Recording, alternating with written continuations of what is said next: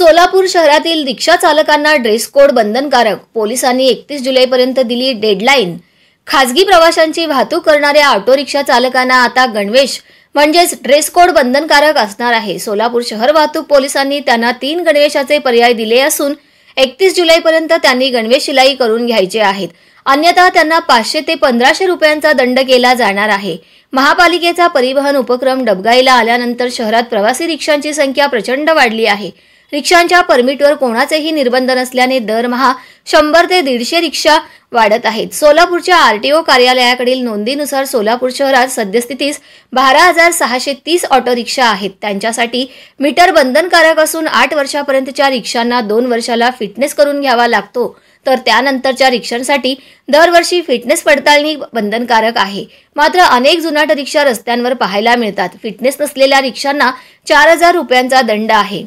दरम्यान प्रवाशांच्या सुरक्षिततेसाठी व स्वयंशिस्तीसाठी रिक्षा चालकास गणवेश बंधनकारक आहे।